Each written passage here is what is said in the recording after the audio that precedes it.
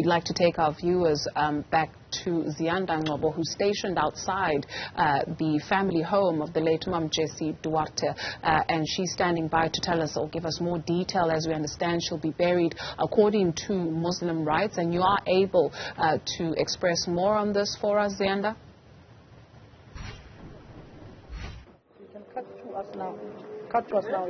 Absolutely, Dudu, and let me not waste any more time because we have the Mulanas who will be explaining then just exactly what the process leading up to 2 o'clock will be. And so I'm just going to turn and hand over to Mulana Ibrahim, who will then explain then what's happening. But before that, perhaps let me just show you visuals of Ace Magashule arriving, and just forgive us for shaky shots, but you will see then Ace Magashule there, and you'll see Carl Niehaus next to him. So we're going to try and move in closer to them.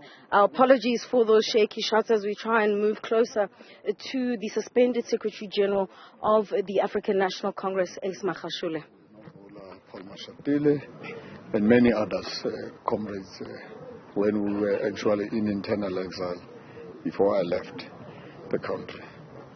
Mr. Magashule, just over the years that you've worked with the Deputy Secretary General, Jessie Duarte, from your years as the provincial chairperson of the ANC in the Free State, from the exile days, UDF days, to subsequently now as the Secretary General of the ANC, how would you describe the legacy and times of Jessie Duarte? Well, a wonderful person with resilience, with fighting spirit. A person who never bought any face, a person who was just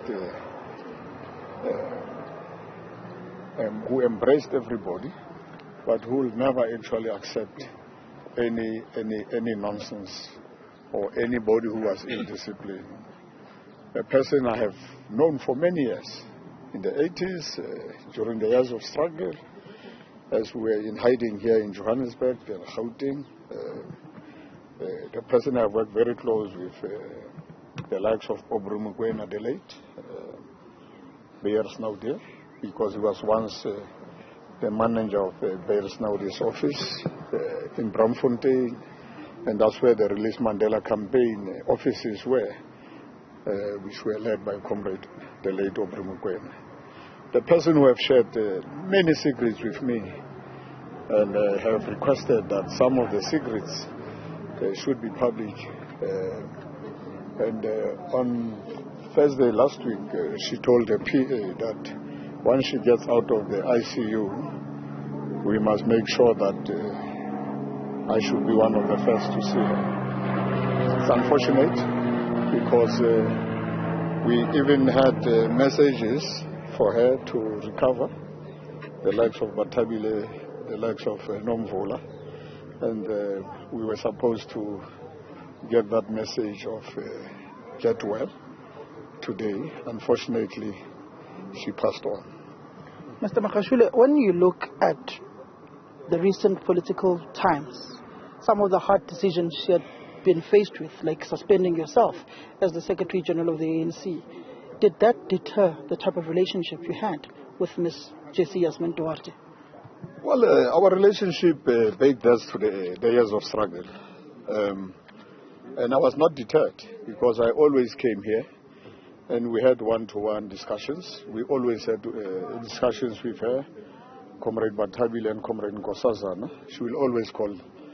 And when there were issues, she will actually say Comrade Nkosazana should be there and Comrade Batabile when we discuss some of the matters, because there were people who were trying to drive a wedge between the two of us. And she couldn't allow that. And as I say, maybe in the coming weeks, we can actually, because she wanted, once she's no more, some of the things she said about the movement, she wanted them to come out. Mr. Magashule, when you look at, the timing of her passing and the state of the ANC as an organization, just how much of a loss is it when you look at just how strong administratively she was in that role as Deputy Secretary General at Luthuli House? It's a great loss, and with the ANC divisions, factionalism, she was one of those people who were against such things. It's going to be difficult because in instances where we differed, she will actually galvanize all of us to say, comrades, this is not about us, this is about our movement, the liberation movement, the movement of the people. And she was very hard, very, very, very hard on everybody, on myself, on the president, on the national chair. She was very, very hard. She couldn't actually like to be treated like, just like this is a woman. She felt and indeed she deserved to be in the leadership. No one made a favor for her. A very real tough leader, a tough woman, but very principled. And she always consulted. And many people won't know this. She always consulted, despite differences. She will say to me, let's go quietly to meet the former president of the ANC, Comrade Jacob Zuma. And we will do so. And we have visited Comrade Zuma several times with Comrade Jessie. And this is where I'm telling you some of the things which she said, please keep some of this. These are secrets of the movement. If the secrets come out, there is no more any ANC. Mr. Magashule, you look at the last meeting prior to the top 6 meeting with the former President Jacob Zuma that the Deputy Secretary General had with former President Jacob Zuma in Nkandla. What are some of the deliberations around the one-on-one meeting she had with former President Jacob Zuma, knowing how frank and steadfast she was in that top 6 meeting, saying the ANC had deserted the former president, the trajectory of the judiciary, saying that former Deputy Chief Justice Raymond Zondo was unfairly treating former President Zuma? She was very clear that the ANC has never abandoned the former president. And that's why I say some of the things are things which, with the respect of the dead, you don't actually say some of the things we have said in confidence. But she told and assured the president that might be individuals who don't recognize him, but the entire movement and those who have struggled for justice in this country will forever respect him. And I think up to the last point, as I say, even when the President Zuma was here in Johannesburg, the first he will call me and then say, where is our sister? And we'll go quietly and meet President Zuma in Johannesburg. So when are the secrets coming out, Mr. Magashule? When are you releasing the secrets that he told you? No, I say if you release some of the things she said we must not, then you won't be principled, you won't be respecting. But there are a lot of things which she said about this movement. Are you going to wait for your colleagues in the top 6 whom are making their way here at 12:30? Well, I'm here. They'll find me here. What are you hoping to engage with some of them, particularly around contentious issues? Let me just ask you, take this opportunity to ask you about the new set guidelines for ANC's internal campaigns going to the 54th National Conference, which bar charged leaders like yourself from contesting in December? Well, in the name of Jessie Duarte, we shouldn't do un-ANC things to occupy the national space. I think we should respect this period of mourning, we should respect the family, and the ANC must further unite, because she would definitely want a united African National Congress. Yeah, whatever comrades might want to say, I think this is the time for the movement and use this opportunity of Comrade Jessie's sudden departure to try and unite the African National Congress. As an individual, as Ace Sokhobela Magashule, how are you feeling about the passing of your Deputy Secretary General? As I say, Many people who don't know our relationship will think that she was just one of those women. This was a person, and the two of us worked very close. We are a formidable team, and we confided in each other. And so it's a great loss of a great leader.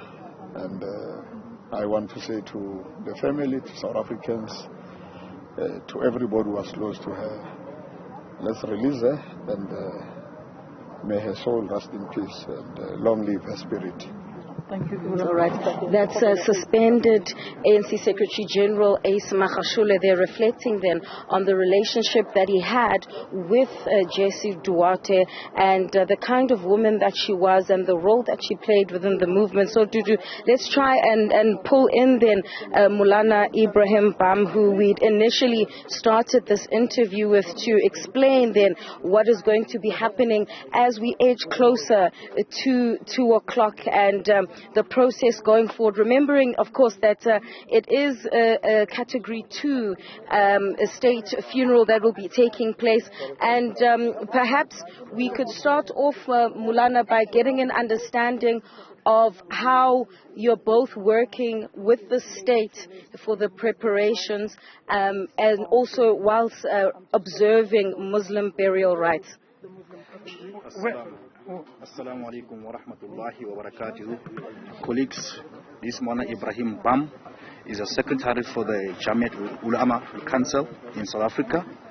He's going to explain the processes of the Muslim burial, how it's going to proceed the whole day, because as Muslims we bury in a different manner, so we follow the way that we do as Muslims. Mulana Ibrahim Bam, he just came 2 days from Hajj, so today he's here. So he's going to take us and explain to the entire country how the Muslims do their burial. Mulana, over to you. Thank you so much for the opportunity. First, on behalf of the Council of Muslim Theologians, the Jamiat al-Ulama, we would like to extend our condolences to the family and to the colleagues of what we call in our terms, marhum. May the Almighty have mercy upon the deceased, Yasmin Jessie Duarte. We acknowledge her efforts and her struggles for the sake of a free South Africa, and we hope that those struggles and those efforts that have been made for the sake of an ideal, those ideals can be realized for which the struggle was waged. So we first like to acknowledge that struggle, and we also like to pay condolences to the family and sympathy to the family and to the comrades and to the organization. Furthermore, with regard to the procedure, normally a Muslim funeral is known by its simplicity.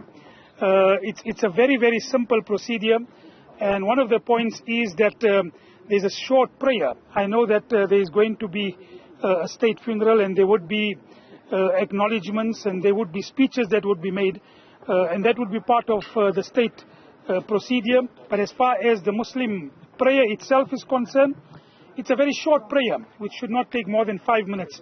There's a particular way that the congregants will stand, and that will be explained at the time of the congregation. And it is a prayer in which we acknowledge the greatness of the Almighty.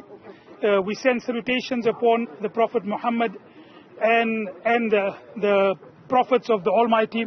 And then we pray for the deceased, and we pray for forgiveness of the shortcomings of ourselves and the deceased.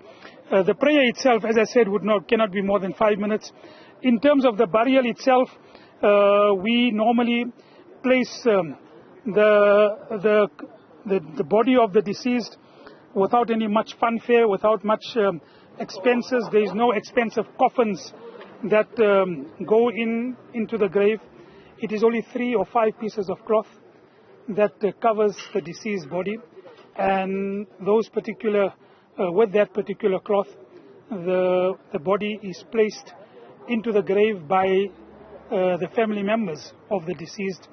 And after being placed into the grave, there is a barrier that is placed between the deceased and the grave, and thereafter normally the community itself takes over the responsibility of throwing the sand over the body of the deceased in the grave. So that briefly is the procedure of the funeral. Thank you. All right, so well, Dudu, that's Mulana Ibrahim Bam, and as we continue with our coverage, as the time edges closer to 2 o'clock, dignitaries are now pulling up. Now you can see the funeral parlor that has just pulled up, and I believe now, Ayanda, you're now in studio as well. You can see then, the dignitaries pulling up, and then you can see, I think that's Mr. Charles Nqakula pulling up with Nosiviwe Mapisa-Nqakula. We're just going to pull the camera off the tripod once again as we try and edge close and see if we can't get a bite then with the Nqakulas. It's a difficult moment right now, and let's see if Mam Nosiviwe is in a space to speak. It's a very sad day, very painful. Sorry, my brother. Reality has hit us. Jessie has been very sick, and we all knew, but we did not expect this. All I would say to you is that we have lost a principled leader of our people. We have lost a fighter for the underdogs in the African National Congress. Jessie would never allow people to destroy you and not spring in to defend you. And that's it. Ugulilu Jessie, let Jessie rest in peace. She is tired. It is okay. We will pick a spear. We will march forward. We've lived with Jessie and worked with Jessie, and we understood Jessie. Thank you very much. How should future generations remember her, Nosiviwe? Future generations should remember Jessie as a principled leader. That the only way you can lead the people, it is when you are principled. She was highly principled, and she was not a populist. Jessie would always take a position, sometimes against everybody, and she didn't mind being on her own. But she would stick to that position if she believes it is the right thing to do or to say. Thank you very much. Our condolences to you, Nosiviwe Mapisa-Nqakula. She's, of course, with her husband, Charles Nqakula. They're now making their way into the Duarte household, and we already saw then, the funeral parlor vehicle making its way inside the home. In fact, I'll ask my colleague Ziyanda to show you some of the visuals, the back of the hearse, which we understand will be transporting then the remains of Jessie Duarte, is now in the home, basically. And there are several dignitaries who are already inside. We're still waiting for the arrival of the top 6 leadership of the African National Congress. The ANC suspended Secretary General Magashule is already inside, and an emotional Nosiviwe Mapisa-Nqakula basically saying that Duarte should be remembered as a principled leader, Ayanda, going forward for future generations, and really also hearing from Ibrahim Bam about just the process going forward in terms of the Muslim burial rights. Ziyanda Ngcobo, live to us there from Observatory.